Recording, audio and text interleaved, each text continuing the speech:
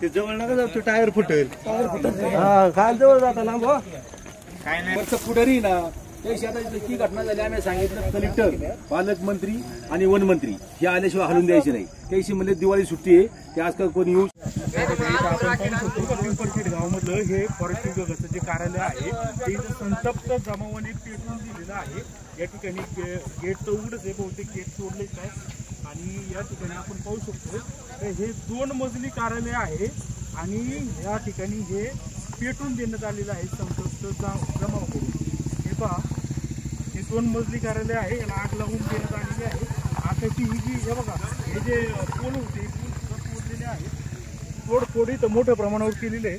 आणि आता पुणे नाशिक हायवे देखील आता इथं जाम करणार आहे. संतप्त जमाव झालंय, तिकडे वन विभागाची गाडी फोडलेली आहे, जाळलेली आहे आणि आता याला अनुचित वळण लागलेलं आहे आणि संतापाचा आता हा कडेलोट झालाय.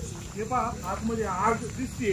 तिथं जे त्यांचं साहित्य होतं फर्निचर ते या ठिकाणी पडलेलं आहे.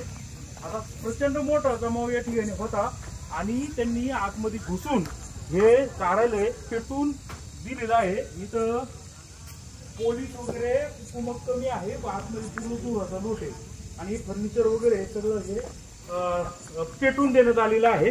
म्हणजे जमावाचा संताप किंवा उद्रेक किती असेल याचा अंदाज या ठिकाणी येतोय. हा दरवाजा जो होता याच्यावर लाथा किंवा काही मारून हा दरवाजा आहे बघा, आता चौकटी तुटलेल्या आहेत हे दिसतंय. आणि हे सगळी मला वाटतं ही बाहेरून हे सगळं गोदड किंवा हे आणले असतील लवकरात लवकर पेट घ्यावं यासाठी. आणि जेणेकरून टायर देखील आणलेले आणि इथं हे आग लागलेली आहे. आणि इथं संतप्त जमाव आहे, बॅटरी देखील आहे, बॅटरी आहे, बॅटरीचं स्फोट होऊ शकतो. मागे या आतमध्ये आपण जाऊ शकत नाही. आणि हे कार्यालय पेटवून देण्यात आलेलं आहे. हे वन विभागाचं कार्यालय आहे, 2 मजली.